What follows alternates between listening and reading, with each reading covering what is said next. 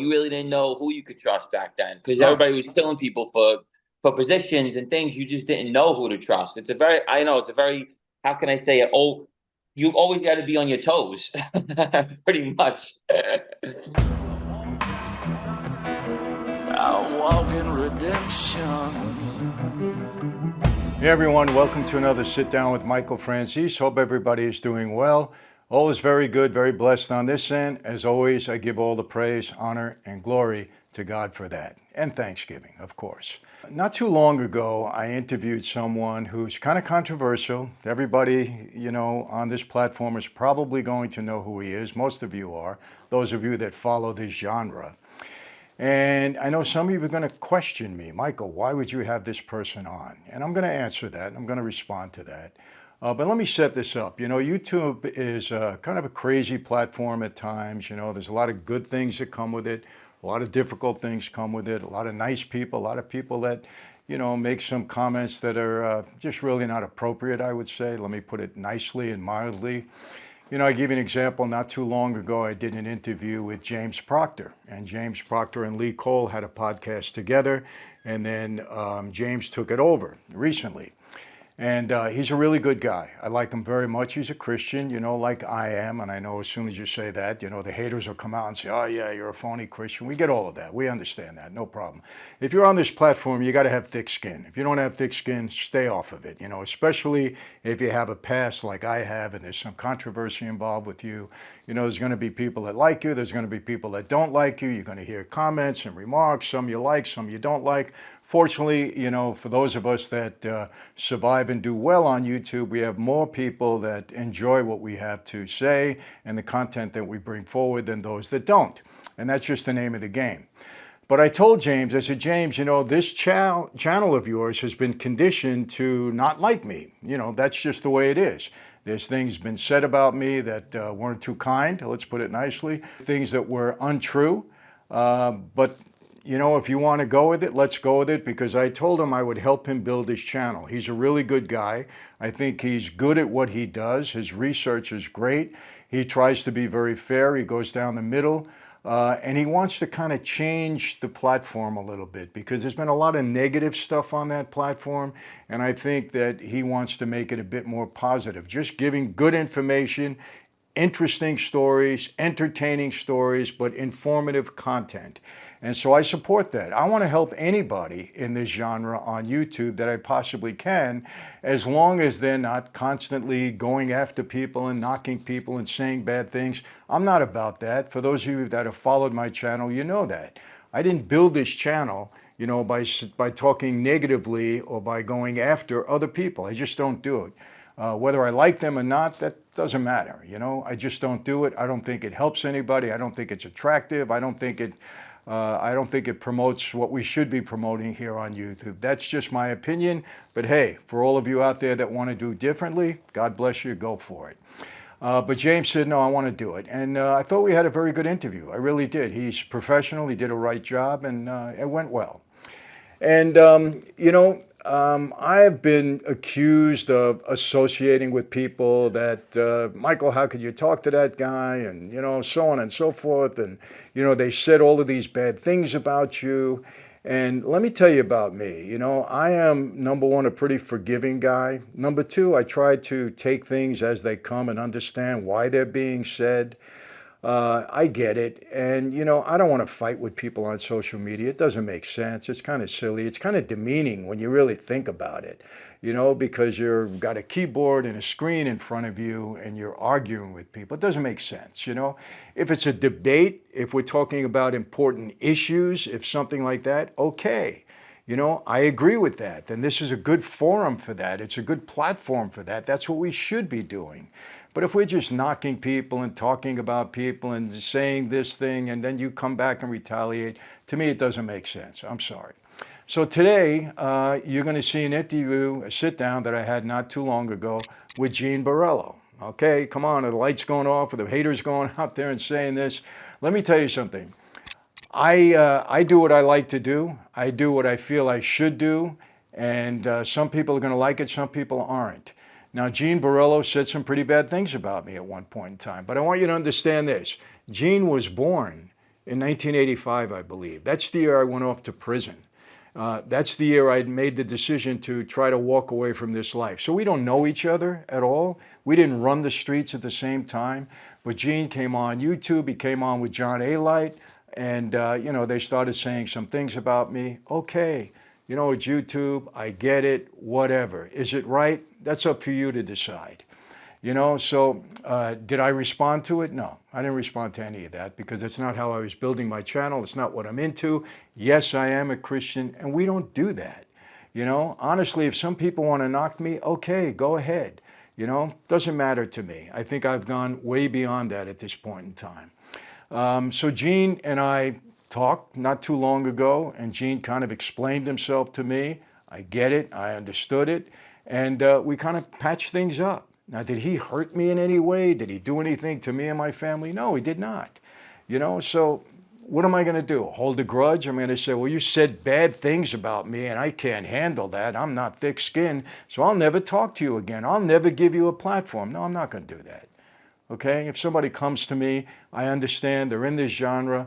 Okay, I want to hear what you have to say. If I can help you, I'm looking to help you. This isn't competition to me. It's not at all. This platform for me really helps to build my brand, number one.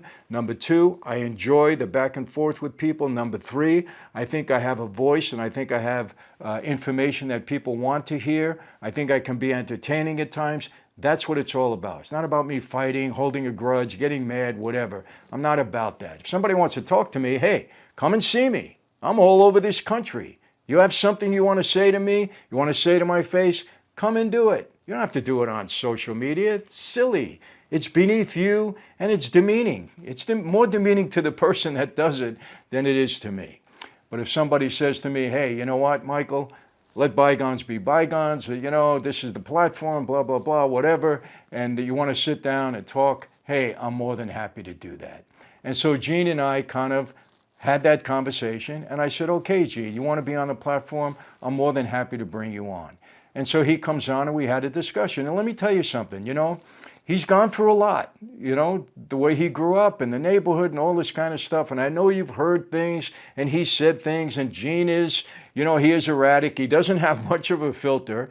What's in his head comes out of his mouth, But I tell you what, a lot of things are taken out of context. A lot of things have been said about him that may be exaggerated by people that don't like him. That's this platform. That's what happens. There's been so many things said about me that are just not true. And I understand people don't like me, so they'll say it. Okay, I'm not going to fight with them. Very, very rarely do I ever answer a comment. Sometimes I do because I want other people to hear what I have to say about it, in the comment section. But that's about it. So I had what I thought was a good sit down with Gene, and you're going to hear it. And for those of you that appreciate it, I think you will. I think you'll appreciate what he has to say. I think you'll see a different side of Gene, a side that I enjoyed, seeing. And hopefully you'll come away with the same impression. So, Gene Borrello, you're up, my friend. Some questions that mean a lot to me that I'm always curious about. And you came out of a good home, right? Right. Your mom and dad, yes. Good people. You got brothers. I don't think any of them followed you into this life at all. No. They're legitimate guys. They're doing whatever they do legitimately. Yep. One's a cop. One's a cop. One's NYC. How does that work? How does it work out between you and him? Oh no, now it's good, that. But I mean, like it didn't at first, But now, yeah, now it's fine because I'm not on a mob guy no more. But it was awkward at first, I guess you could say, And are you close with him? Yeah, of course. He's my younger. I'm the oldest. Like I said, I went that route. My grandfather was a knockaround guy. As you know, I was related to Andy Ruggiano, and my cousin on my father's side was a pretty wild guy for the Gambinos as well. So, it was always around me. And plus, growing up in Howard Beach, that's like the Mafia soap opera of the country, you could say. Yeah. Well, it's like, let me ask you this. Sammy says, he says, I was just a bad kid, man. I was a bad seed. I had it in me. My parents were good. They didn't want this life for me, but that's just what I chose. Same thing with you think? Absolutely. I was so bad, Mike. It's not even a question. It was just and I don't blame, I always say I don't blame it on anybody. It's no one's fault but mine. I just wanted to be that way, you know? Were you always an angry guy? Did you have a certain amount of anger in you? Yeah, I think my dad was like that a lot. My father. Yes, we have a short head, short fuse, and then we do things and react off impulse, you could say. And what do you think? What was your first attraction to the street? You know, I know you're an impulsive guy. You know, you're quick with your hands. I get it. But what attracted you to the life? What do you think it was? Honestly, the money.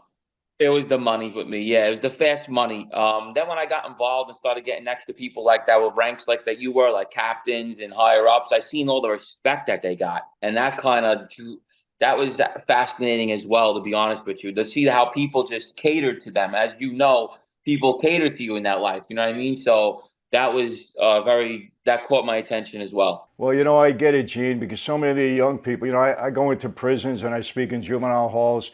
They all say the same thing. Man, we watched you guys on the street corners. You had the money, you had the girls, you had the cars, you had the power. Very attractive. And I get it. You know, it is very attractive, especially for a young guy, you know, running around the streets of Brooklyn or Queens or in those areas. They see guys, you know, in that life, and it really means something.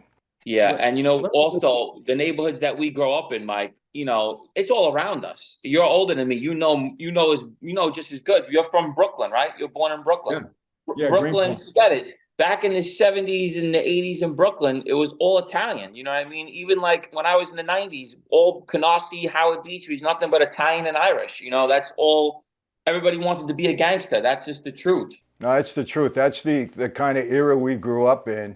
And even though with me, you know, my father originally didn't want that life for me, but then when he got jammed in that 50-year sentence, things changed. I got close to Joe Colombo, who I knew most all my life, and then things just changed. You know, I wanted to help my dad. But yeah, it was attractive to me too. I mean, listen, you know, going into the Copacabana, always sitting in a ringside seat, meeting everybody that you know, seeing the respect that people get, you know, my father and all those. It's really attractive. And a lot of young people like yourself are attracted to that, and you get involved. You know, right. Let me ask you right off the bat. I mean, you didn't think it was a bad life right away, did you? No, I didn't. No, I thought violence was. So how I was taught almost was what we were doing was the right thing. So like for instance, I have shootings, I have assaults, I have violent crimes. I thought that's what you were supposed to do to prosper in that life. So when they gave me an order to go hunt someone or do the things I was doing, I thought, okay, this is the way that I become a member. This is the way that I prosper in this life. It's the right thing to do. They deserve what they got coming. You know what I mean? That's how I looked at it. Yeah, in some ways it was honorable because somebody made a mistake or did the wrong thing, and you were called upon to straighten that out. And that was part of that life. And, you know, we all thought, hey, you know what? We hurt each other. We know what the rules are. We know what the policies are. If we make a mistake, we're going to pay for it. But we understand that going in. So there is some kind of crazy honor in that. At least we see it that way. But then I seen this, Mike, and what I didn't like was when you're in a car with a bunch of guys and then they get out the car, everybody's talking about each other. That was one thing I didn't throw me off. And then everybody's plotting on each other. And then everybody's jealous about who's making more money and who's the guy. And, then the guy I worked for personally was very greedy. As I was walk out the car, they're talking about each other, plotting on each other.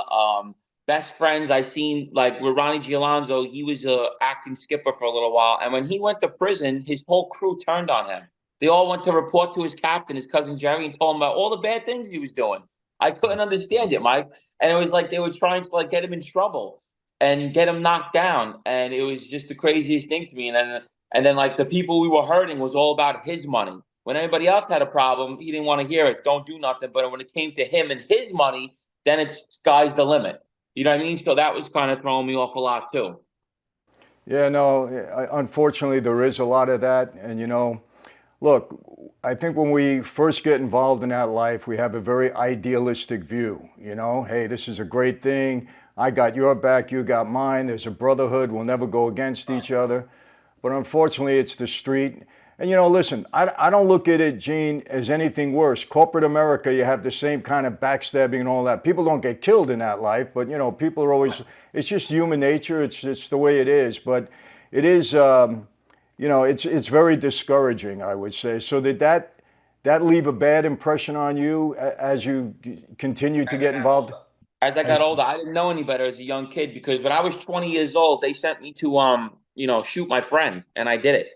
And that's how loyal I was to them. You know what I mean? I popped my own friend, and in broad daylight. And I thought that was like a big thing. Like I did a piece of work for them, and that's what you're supposed to do. And meanwhile, I did a real snake move. You know what I mean? So that's as I get older, now my friend is dead. He was killed by somebody else. You start thinking back, and we became friends again after that, believe it or not, which is pretty crazy. I know it's weird. And he forgave me for it, but then he ended up being killed by somebody else. And it always bothered me that I turned on him. Did they ever propose you, Gene? Yeah, I was 27 years old. Yeah, I was very excited. Well, what happened was this. So Vinny Asaro wanted me straightened out badly. When Ronnie Gialonzo came home from federal prison, he was on federal parole. Now, I was with him every day, 24/7. And Vinny knew he was going to jail because his cousin Gasper had a wire on over the Latanza stuff that he was charged with. And he had found out that Gasper disappeared. So he went to Ronnie and says, listen, I'm next to the boss. He was he was basically running the family with Tommy DeFury for Mikey Knows. And he goes, I'm next to everybody now. I can get Genie Boy in now. We have to do it now. Otherwise, I'm leaving. We're gone. I already got him on the list. He's good. Ronnie goes like this. Ronnie goes, I need him in the street for me. If he gets straightened out, he goes on my list. He can't stay with me no more. You know what happens when you go on the list. He goes, I need him with me. He does everything for me. Let's just wait. I'll get him in. Don't worry about it. What ends up happening is what? Everybody gets locked up. Mm-hmm. So I ultimately get screwed, and I was very upset about it, Mike, because Vinny came back and told me privately, he says, I tried to get you done now, but Ronnie says not right now. He needs you. I was furious. I didn't tell him that, but inside, I'm like, I did all this stuff. I shot a few people for this guy. I did all his dirty work while he was in prison. I collected all his money, made sure he made his millions of dollars while he was in prison, and he's going to put me on the back burner. But I guess he was doing it because he wanted me with him all the time, but I took it as like he fucked me almost. Yeah, no, I know that, and that's the sad thing is so many guys turned on so many guys back then, really, and I mean, I saw it, when I was when they locked me up, and they were transporting me back to Florida. I had to take a plea in Florida and then a plea there. And I'll never forget, I was teasing one of the FBI agents. They had me in custody, and I was teasing him. And they were saying, Mike, when we were surveilling you here, is this what really happened, and this and that and that? And so I said, listen, guys, I beat you 5 times. I thought I'd give you 1 win. That's why I took the plea, right? And it was a postal inspector, turned to me and he said, not this time. He says, you became a big guy. He said, they were lining up to testify against you. And you know what, Gene, he was right. He was absolutely right, But look, I understand some things, I really do with guys. And, I look at things differently, until you walk in somebody's shoes, I don't try to, say anything about that person because everybody had their own situation. Sammy and I had got into it a little bit, but then we kind of talked and, I understand where he was coming from. And it's just, and listen, the same with you, the same with myself. We did what we had to do, to kind of preserve our lives. And, look, it is what it is. That's the street, unfortunately. Yeah, I Mike, and also, like I said, I felt like I got used almost. And I'm not saying I was used, I'm saying, but it's like, my intentions were to become a member like I was supposed to, you know what I mean? And then you kind of like took that from me in a way by putting me on the back burner. And then now I'm facing 1 million years when I get locked up because I'm the one doing all what? The bad crimes. The reason why I was doing these bad crimes was to make it in that life. Now I never got what I was supposed to get, and now I'm facing life in prison at 30 years old. Yeah, no, it's a bad feeling. Obviously, you feel abandoned. I get it. What was your first arrest? How old were you? It started way at 15, 16 for assaults. And then I had about 4 assaults. And then when I was 18, I got locked up for a kilo of cocaine. I ended up doing time for that. I came home, and then I caught a shooting case. I did 3 to 6 for that.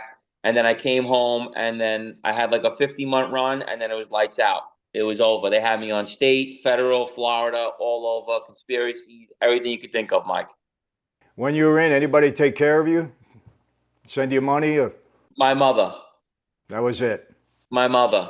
Well, that's one of the fallacies on the street. Everybody thinks you go to jail and everybody's throwing you money, taking care of your family. Doesn't happen that No. way. Doesn't happen. You know, No. you got to provide for yourself. Let me ask you this. What was your all-time worst experience in that life? All-time worst experience was now I think about it, when I shot my friend. That was I knew that because I never thought I'd actually be that kind of guy. Because growing up in those neighborhoods, you'd always be like, oh, when you walk outside, there's 100 bookmakers, there's 100 loan sharks. You could always be around the guy. I never thought I'd actually be the guy that they'd be calling upon to do this crazy shit. I didn't know that was going to be my role, and then I inherited it somehow. And now I think back on it, and he was right. My friend told me, you don't need these people, man. They're no good. And I ended up shooting him for the life. And I really regret that. I really feel like a piece of crap over that. Still, even now? Yeah, because he's dead. He's dead now. He was killed. He was killed by somebody else, and he was a real tough kid. I talk about him all the time. Chris Cagnata, a real wild kid, and he was a good friend of mine. I betrayed him. Yeah, that hurts. Let me ask you this. What was your best experience in that life? The money. 40,000 a month is great money. I know you made millions, I'm saying, but my boss, my captain made money like you. Not as much as you did, but my captain was making 300,000-400,000 a month. He was doing a lot of money. And I seen that kind of money when he was making. It just blew my mind. He had a 7th grade education, Mike. He couldn't read or write. And he was basically just a street smart guy. And I was making money off his money, the sports books, the loan sharking. I was a big sport guy. And I was doing about 30 to 40,000 a month. And that's like, people don't make that in a lifetime, that go to school for their whole lives. Think about it. The money that we make, people don't ever see that kind of money, So that was definitely the best of the time, Yeah, I get it. Listen, it's all about the money. At the end of the day, it really is. Let me ask you this, Gene. If you would have seen honor, real true honor and respect in that life, you think you would have ever walked away or got out of it at all? I hate to say the truth, and I'm going to. I never would have left. I loved it more than anything in the world. I was so upset that the things that I did for people. And when I was in prison, I was in rough spots, and I always held myself high. And when I asked Mike, I literally asked my boss, you could say, he's net worth of $35 million. It's in the internet. He had a $4 million home in cash. I asked him to get me a federal attorney. He told my mother what happened to all his money. Wow. And this is what I'm saying. And it's sick almost. So like, what happened to his money, or I'll take care of it when it goes federal. He was never gonna take care of it. But it's just the way they are, greedy fucks. And that's why I ultimately had a bad taste in my mouth, No, listen, I get it. Maybe you relate to this. My father, I mean, except for one guy who I don't want to mention, the most stand-up guy, 50 years, would never in a million years say a word. He doesn't admit to anything. My father's legacy in the life was more important to him than anything else, more important than anything. But in the meantime, my mom passed away in 2012. I went to see, my dad was in. I couldn't get him out. We tried to get the marshals out to get him to go to the funeral. They wouldn't let him. Right. And I sat down with him, and I wonder if you'll relate to this. And he took no responsibility. My whole family was destroyed. My sister dies of an overdose of drugs. My brother, a 25-year drug addict. I can't tell you what I had to do just to keep him alive, because he was beating people, and just a bad thing, right? Right. My younger sister, 41, she died. She wasn't mentally stable. She dies young of cancer, destroyed smoke. Yeah. And my mother, 33 years without a husband. At the end of her life, her relationship with my dad, just ugly. I mean, she blamed him for everything that went wrong, and rightfully so. So I said to my father, I said, Dad, you got to take some responsibility for what happened. The whole family is destroyed. He says, not my fault. I was framed. I said, but Dad, I know you were framed, but you weren't framed because you were a doctor, a lawyer, or a priest. You were framed because we're criminals. That's who we are. Play fair. We know that. But Yeah, he died with his boots on, never would say a word, but whole family destroyed. right. Destroyed. I'm the only one really that survived out of it. So, when you look back at it, and another thing my father told me, I'll share it with you. He said to me, Mike, you never want to be a cop. From the time I was a little kid, he said, because they take an oath to lock up their own mothers and fathers. Would you ever do Right. that? I said, no, of course not, Dad, never. But the night I got straightened out, they told me this: if your mother is sick and dying and you're at her Yes. bedside, you leave your mother and you come to serve us. We're number one in your life. So I said, Dad, who's worse? Think about it. It's the same. And You're right. I know the oath, obviously. Yeah, you exactly comes before everything. That's right. before everything. And the bottom line, what I learned later on, and listen, I had a very idealistic view, mob guy all the way, wanted to be the best possible guy I could be, wanted to Right. please my father. But in the end, I said, this is crazy. It's just crazy. Nobody's really taking care of anybody. And Gene, there was a lot of guys I really liked. I loved some guys. I loved Andrew Russo. I liked Persico a lot. Guys that I really liked. But in the end of the day, man, it's just no good. It's no No, good. not only that, you're dealing with vicious murderers. You got to understand, at the end of the day, a lot of these guys you dealt with, and at Colombo family especially, they were just a murderous family. I mean, literally, people don't understand how violent they were back in the day, especially. I mean, Right. they were so brutal back then. So I know how dangerous it was being a part of that family in the 70s and the 80s, especially. Carmine and Snake will probably order your murder if you're sneezing wrong. You know what I mean? So, I mean, to walk on eggshells as well, because, in that era was so dangerous, not No, knowing you get sent for if you're going to walk out of there. You know what I mean? It's a whole new ball game, your era. So I understand that. yeah, you're absolutely right. It was tough. The Colombos in my lifetime went through 3 wars. They were killing everybody all the time, and there was a lot of that stuff. You had to really be careful to navigate that life the right way. It was tough. You really couldn't trust people back then, especially everybody was fighting for power. You really didn't know who you could trust back then because No, everybody was killing people for positions and things. You just didn't know who to trust. I know it's a very, how can I say it? Oh, you always got to be on your toes, pretty much. you're I absolutely didn't right. have to deal with that so much. Let me ask you this: you were in Rikers Island, right? A lot of Rikers Island. I missed that. Tell me about it. I did most all my time was federal. I had a couple of little state things, but didn't spend much time in the state, other than L.A. County Jail, where they had me in lockdown for 11 months. But Rikers Island, I heard stories about Rikers like, forget it. Mike, I'm telling you, I did almost 40 something months in there total. It's like Iraq. It's like basically I was in the military. You know what I mean? Going to fight, like when the World Trade Center dropped, and you get sent over to go fight the terrorists. That's what it's like in there. You know what I mean? It's just a war zone. Literally, that's what it is. It's nonstop chaos. It's not even exaggerated. There's no structure. There's cops are scared of the inmates. I mean, it's just insane, how it's ran. You don't touch a phone. You have to fight for a phone call, a chair, everything. You have to be earned. It'll make you, they say, oh, jail, Rikers Island will, straighten you out. No, it's going to make you worse. It's going to make you more of a vicious guy because you have to be so vicious in there to survive. You know what I mean? Right. So it made me actually worse than what I was when I came out of there, especially the adolescence where I started off, which was a complete nightmare. You did over 4 years there? Yeah, total of on my bids. On one stint, I stood there 19 months on one, and it was just a real horror show. Everyone's always cutting each other, stabbing, gang violence like you can't imagine. No, like the rumor of rape of jails, that's fake. That don't really Hmm. go on. People, Right. that movie stuff. You know what I mean? That's not real in prison, really. People always say, "Oh, do you get raped in jail?" I was like, "Are you serious? That don't go on in jail. No. That's like a myth." You know what I mean? But yeah, it was definitely the most dangerous place I've been in.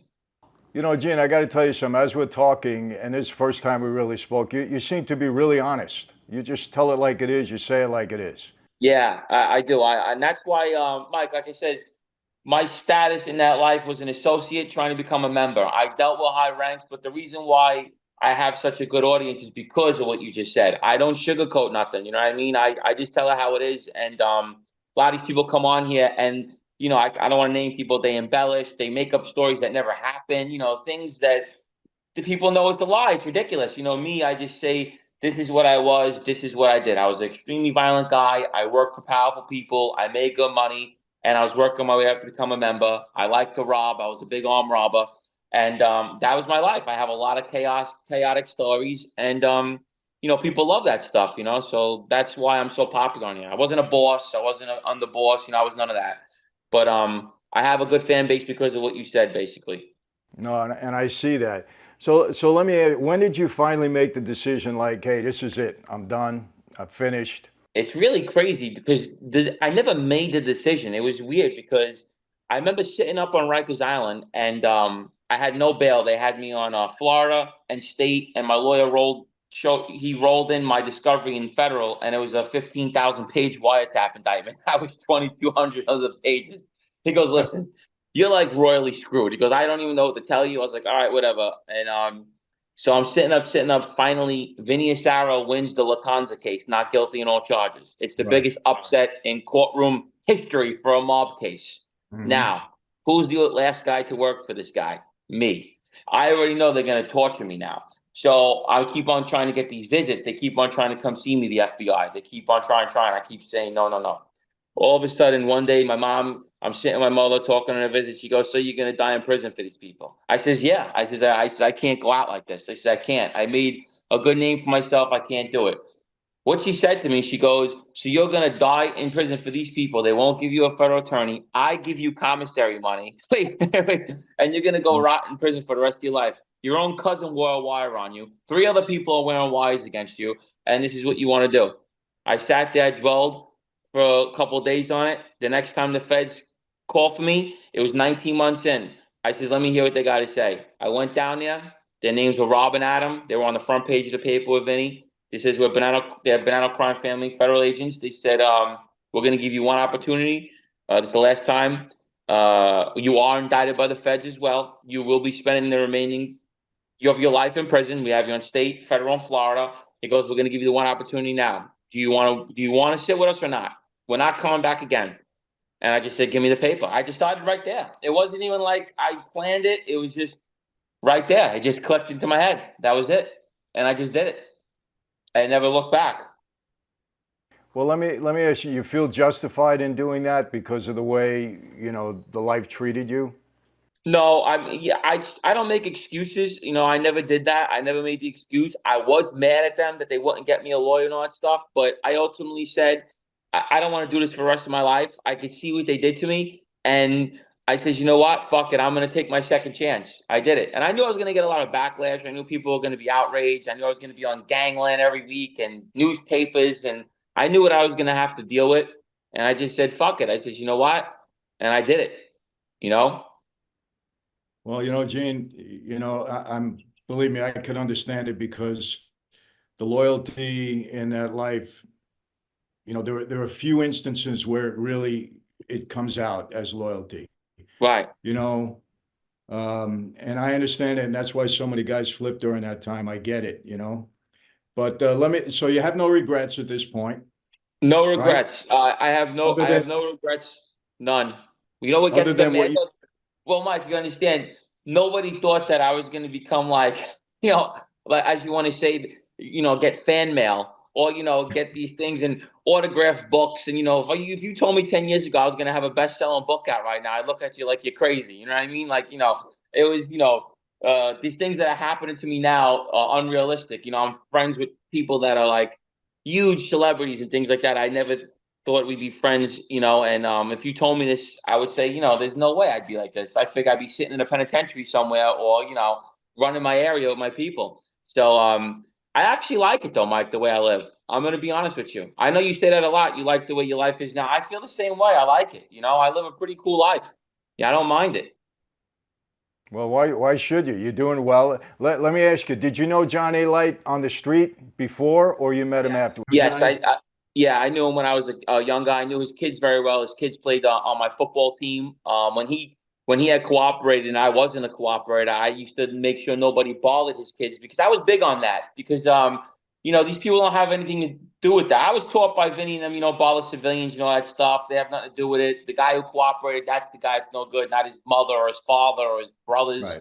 So the kids were nervous about coming into the park sometimes, and they're not punks, but they were young, and I used to make sure they were cool. You know, I did that for a few of them. When Hootie cooperated, his stepson didn't want to come into the park, and I made sure he was good because I was at the time running all the young kids and everything. And I say, don't bother these people. They didn't do anything wrong. Their father, whatever he did, or that one, whatever he did, don't bother the kids though. That's how I was, you know. So they always had respect for me for that when people would hear that.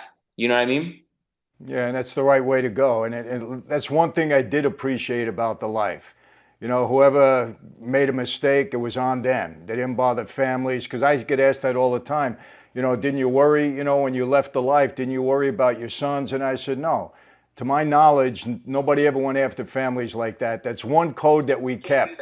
Yeah. Yeah. One code I that was we always kept. okay with that. My mother lives in Howard Beach to this day. My family, they don't say anything. She still speaks to people. They don't care. It's like what he did has nothing. Now, cartels, that's a whole different ballgame. You know, they go at, Different thing. they kill the goldfish. You know what I mean? They don't care who, they just kill everybody. I don't condone that. I don't like that. The women, children thing, that's totally not cool with me. That's why I never got along with them in prison. MS-13s, I never got along with them in prison. I don't like their ways. That was one thing I was happy about. And I always told my mother on visits and my family, they'll never bother you. Don't worry. I know Ronnie G. I know them well. They won't even look at you wrong. But, you know, they're just mad at me. You know, I knew the way. Yeah, unfortunately, that's one code or policy that was kept, and it was a good one, you know, good one.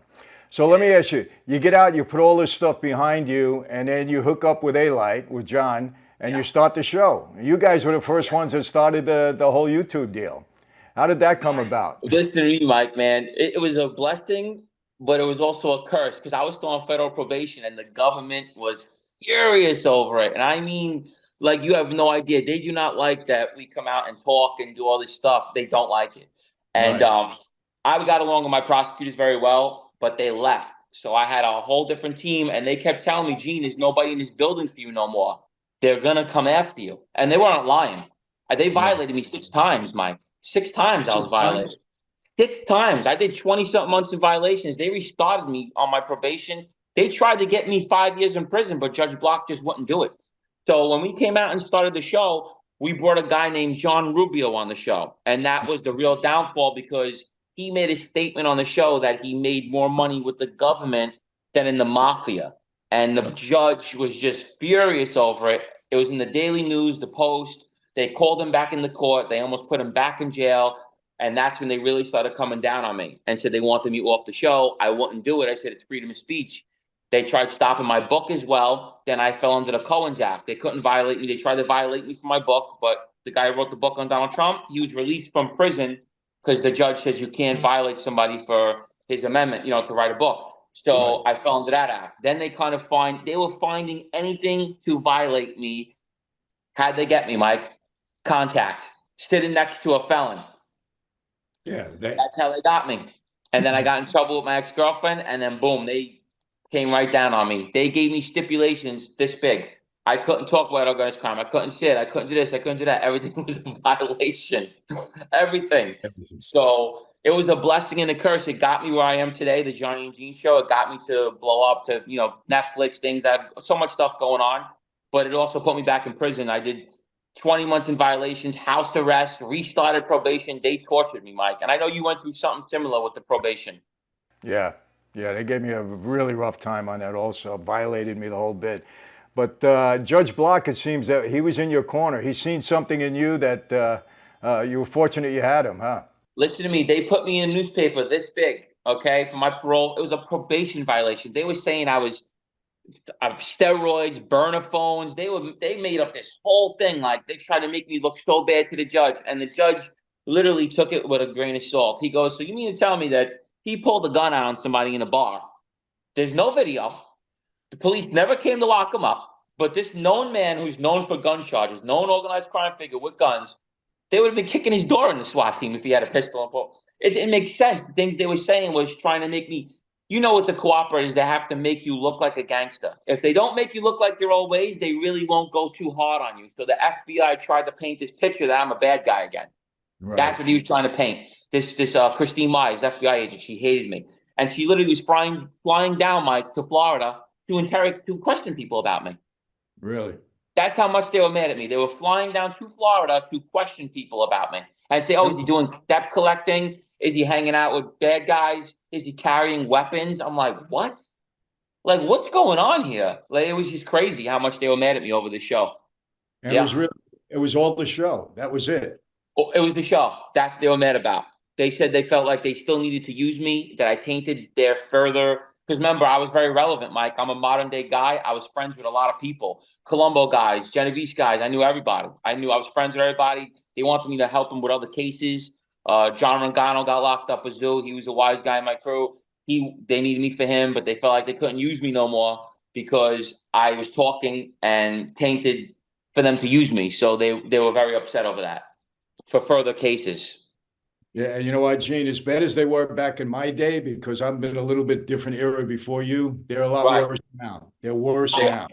Yeah. The whole FBI, well, I don't even want to get into that because that gets me crazy. Worse now. Right now, they're so bad right out in the open. They don't even care anymore, you know, how they are. But okay, so you do Jeannie and John, you go back in for a while, okay? Now you come out. Are you finished with everything? No parole, no probation, nothing? So this is what I did.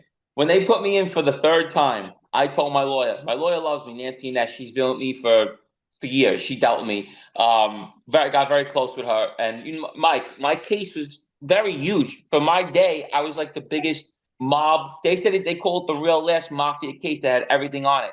Shootings, you name it. It was millions of dollars. I got a multi-million dollar house keys. It was a huge case. So the judge block always took that into consideration that I hate to say, I'm not proud of it, but I was like a modern day Gravano. And that's what they had to say. I put away 21 people, millions of dollars seized at the end of the day. I helped them with a huge case. I was a Mm-hmm. part, and it was me. I was the last guy to cooperate, but they needed me for everything. So Judge Block always took that into consideration when they were trying to burn me.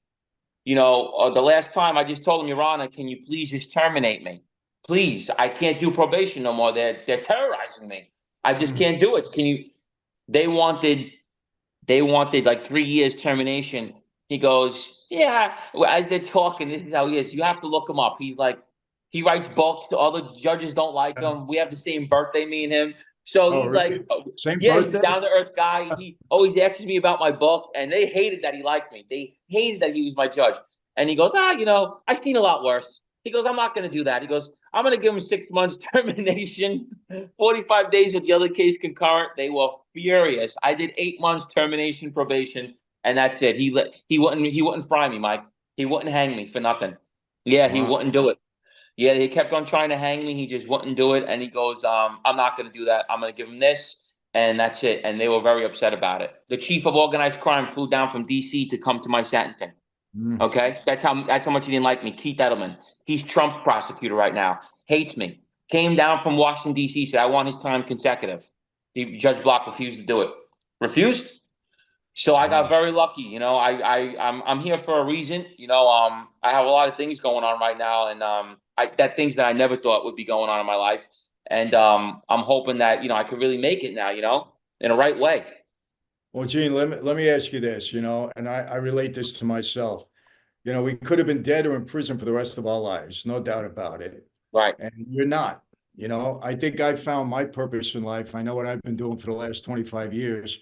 Why do you think you were spared of either a death sentence or life in prison? Why do you think now that you know yourself, you're older, you're more mature, you got a little bit different outlook on life? Why do you feel that you were spared, and what do you feel your purpose is? So I feel like I'm an entertainer. I agree with that. I agree with Everybody says that. Every actor, every friend that knows me says you should have been a stand-up comedian and you should have been an entertainer. Now, I don't know. I mean, Mike, I literally had 4 attempts in my life, and every time they tried to kill me, they always shot somebody else. So I know that I'm supposed to be here, literally. I mean, I watch bullets go past my head, shoot my friends through the neck, and then the bullet not touch me, and I'm the target. So I don't know what the exact reason is. I'm supposed to die in prison, without a doubt. Um, I don't know. I can't call it. I mean, I'm in the entertainment business right now. I'm trying to make it. I am a real featured film pony. I'm in a movie, a Mm. Hollywood film. Not a big part, but I have a nice few talking scenes. I have a thing going on with my book that's trying to become a TV show. So maybe this was the purpose of me being into this entertainment world and being an entertainer. I love it. I love doing it. I honestly think you're a natural for it. You know, I don't think you need to take any acting lessons either. I think you could just wing it and be yourself and you'll be fine. Yeah, That's that's what great. everybody says. Just be yourself. They said, and you're gonna make it in this business, you know. And I feel like I feel like I really have a good opportunity. I'm only 39 years old. I'll be 40 in June. You know, so I take care of myself. I'm trying to, make it now before it's too late. Should I say? And let me, are you committed to no more nonsense in your life? You're going to go straight? None, no Yeah. more of that stuff. No more crap. All the trouble I get into is nonsense now, Mike. It's not even like something where it's like, oh, Gene Borrello shot somebody, or oh, I got into an argument with my girlfriend. She called the police on me. You know what I mean? Like, it's just like it can happen to anybody in the world, and they just make it into a big thing because of who I was. So that's all it is. It's never like I'm doing what I'm known for, because Judge Block would have put me in jail forever if he thought that. You know, he knew I wasn't being who I was. It was just nonsense that made me look a lot worse than what I am. And I have a bad mouth on me sometimes, so it hurt me, you know? Well, you know that anything that you do is going to be under a microscope. So you got to watch yourself very, very carefully, and you got to watch the people around you. You know, you really do. I know. You got to watch, Gene, because you're always a target in some way. May not start out that way, but then something happens and boom, you got to be careful. I'm telling you that. Yeah, and like I said, even for you, you grew up with a household name. So, when you grew up, I didn't have a household name. I was related to one, but at the end of the day, when you grow up with a household name like that, you're Sonny Francie. I've been hearing about your father since I'm probably in diapers. You know what I mean? Honestly, that's just like the household known name. So when you grow up with that in that kind of household, what most of the time what you're gonna be. And I tried to not. That's just what's gonna happen most of the time, Mike. It's right in front of you. It's in your face 24/7. You know what I mean? I tell people that all the time. Like, well, how'd you get caught up in that? You walk out your house in Howard Beach. There's 25 bookmakers. There's 100 loan sharks, and we have 4 bosses living over there. What do you mean? How do you get involved in it? You walk outside your house. It's right in front of your face. The whole 5 families. So I try to explain that to everybody. And they don't understand that. People from other states. Well, how'd you get caught up in the mafia? Where we're from, that's like our culture. That's all we knew basically growing up. Exactly. Yeah, absolutely. And people say, well, why did you take that route? What do you mean? I mean, and I want to discuss this with you because I think it came out. A lot of people, well, Sonny's not your real father and all of this. Listen, I don't know anybody else. My dad, I'll tell you what happened. This is crazy, Gene, but I don't know if I've said this on YouTube before, but my dad meets my mom. He was married before, had 3 kids. He meets my mom. She's 15 years old. Yeah. And she's the hat check girl at the Stork Club in Manhattan at the time. Okay, they start kind of a romance. My father was trying to divorce his wife, but he couldn't. You weren't allowed to get a divorce at that time. So they said no. Anyhow, my mother gets pregnant at 15. I'm born at 16. She's 16, right? And I'm born. 2 years later, my grandmother, who was livid, because back then you didn't have a child out of wedlock. You just didn't. So she made my mother marry this guy, Louis Grillo, right? She made him marry him. So they're married. And then maybe a year later, my Sonny's wife runs off, just leaves. So he was able, and leaves his 3 kids. So he was able then to get a divorce. So they divorce. When that happens, my mother divorces this Louis Grillo. Right. And they get married. And meanwhile, I'm there, right? Right. So I don't know any fault. I didn't have a new Louis Grillo. I was 2 years old, 3 years old. Right. So I didn't know who he was. Yeah, but you look like him. I know that. But, the way it happened with me, Gina, was so crazy. I was so mad at my mother because my whole life, I thought I was the adopted son of Sonny Franzese, Right. And he treated me, actually, he was the best father I could have, anybody could have. And, he wanted me to go to school. He wanted me to be a doctor. He would support me in sports. He taught me great, and I was really the only one of the kids that really listened to him for some reason. Nobody else really listened to him like I did because I always wanted to prove myself in his eyes, right? Right. And that's it. When I finally went to prison, when he went to prison, rather, and I visited him in Leavenworth, when Joe Colombo was doing a whole Italian American Civil Rights League, And I said, Dad, I'm not going to school. If I don't help you out, you're going to die in here. You got 50 years. You're 50 years old. You're going to die in prison. And that's when we had a real discussion. That's when he proposed me. He said, okay, you're going to be on the street. You're going to be on it the right way. You're going to be part of Right. my, and I'll be honest with you. He looked at me, he said, if you ever had to kill anybody, could you do it? And I said, Yeah. yeah, I could do it. I said, right conditions, yeah, I'll do it. He said, that's the right answer. And that's how it was proposed from that point on, right? And Hey, Mike, I want to ask you that because that's true, because people don't understand that. With murder in your era, you can be called upon anytime. You have to do it. It's not like you can say no. When you're involved in that life, right? I explain that to people like, oh, well, just say no. First of all, if you're a member, you're not saying no. You can't even say no. But if a boss calls upon you to do a murder, anyone could be called upon it. Anybody could be a killer in the 70s and the 80s. It didn't even matter. That's a question of like your era. Everybody was a killer because you want to know why you had to do that almost. So when a boss calls upon you, I try to explain to these people back then, you can't say, oh, no, I quit. No, I'm not going to kill this guy. Okay, you're going to go with him. You know what I mean? So absolutely. Well, think about it. If you get that order and you say no, well, now you know that somebody gave you the order to murder. So you're not walking out of the room. You can't say no. There is no no involved. there's no no. Once you say, yeah, I can do it, that's it, That's it. And Yep. and listen, I don't talk about it for obvious reasons. Let it go at that. But so 2.5 years later, I get straightened out. Now, Right. was there some resentment? There was, because you don't remember, you weren't born yet, but the books had been closed since Yeah. the 50s. They weren't making guys. There was guys that were waiting for 20 years to be made.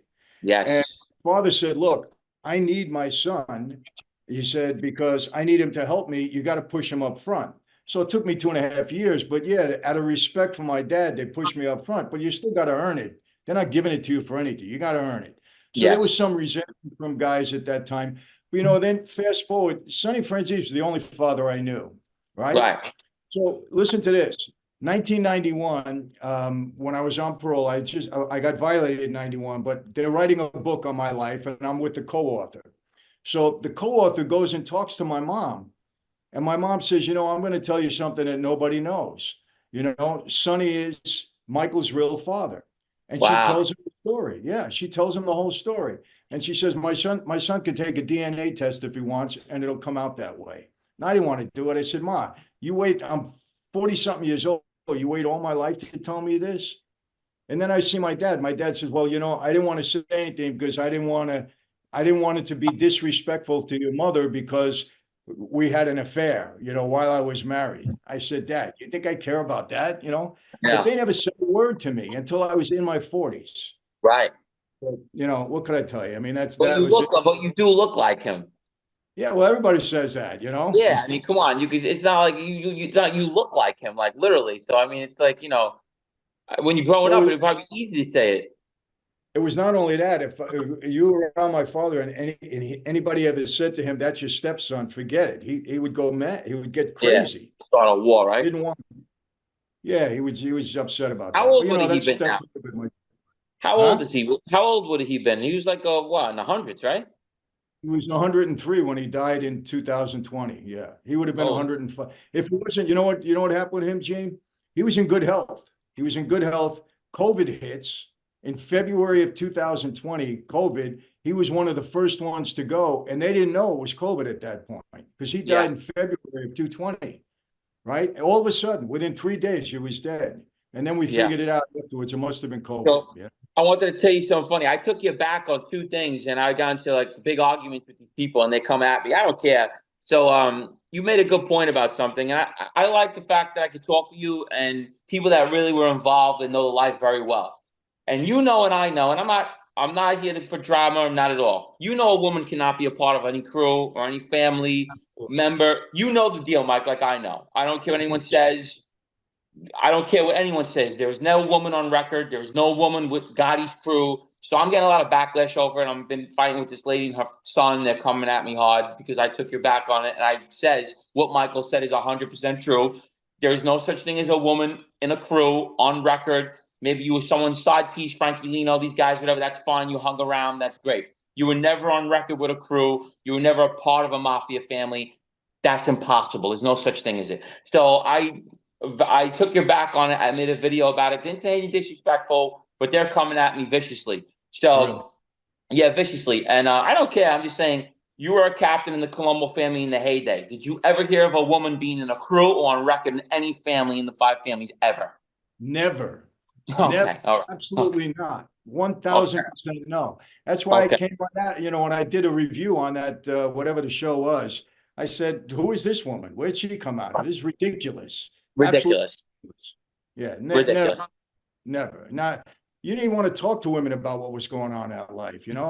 We didn't discuss it with our wives. Nothing. It was ridiculous. Listen, we created monsters because everybody's coming out the woodworks now. They're all seeing like, oh, I could do this too and make money. And it sucks for the guys that are really telling the real stories because you got these people coming on there saying they killed the Pope, they did this, they did that. It's just insane stuff. I mean, no, it's insane almost to me now. So it's like I'm getting backlash from things, but I'm glad I can sit here and talk with you face to face because you could validate a lot of things because you were a rank in a family in the heyday, and you could actually say there's no such thing. And they would have to take your word over it more than me because they say, I was an associate.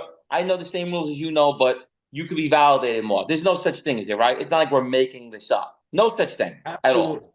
Gene, I'll have you back all the way. Absolutely Yeah. not. It's a total lie.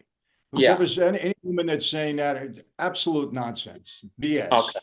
Right, exactly. And I know that's all I wanted to say to you because I'm getting backlash over it. And like I said, anyone that you talk to that was around or knows anything about La Cosa Nostra, Mafia, we're gonna call it, no woman could be a member, no woman could be an associate. They're not gonna take her on a hit, they're not gonna take her on anything. So I just want to clear the air for the guys that really were involved and we sit here and talk about our real stories that really went on. We get upset when we see the bull crap, you know what I mean? So that's what I wanted to say with that. Yeah, you're 100% right on that, and nobody with any kind of knowledge would ever say anything other than that. You're 1000% right. That's total BS. Total. Okay. Total. Right. All right, so there you have it. I think Gene was very honest. I think he's honest to begin with. He says what's on his mind. It comes right out, and I appreciate that. And hopefully you saw a little bit of a different side of him right now. I really hope. I've seen that, and I like it. And you know what? I want him to straighten his life out. When you go through some of the stuff that, he's gone through, some of the stuff that I went through, I root for people to straighten their life out, to change, to do something productive, to get yourself in a better place. I root for that.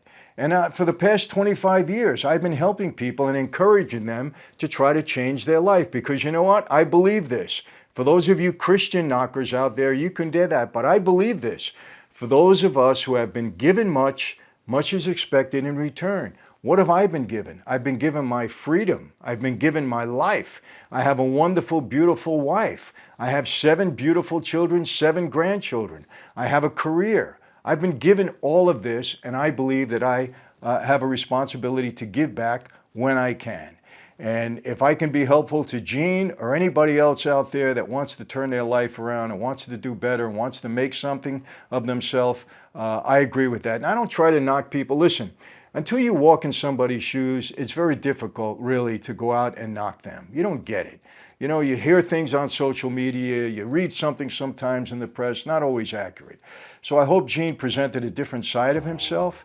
I certainly accept it, and we have a friendship.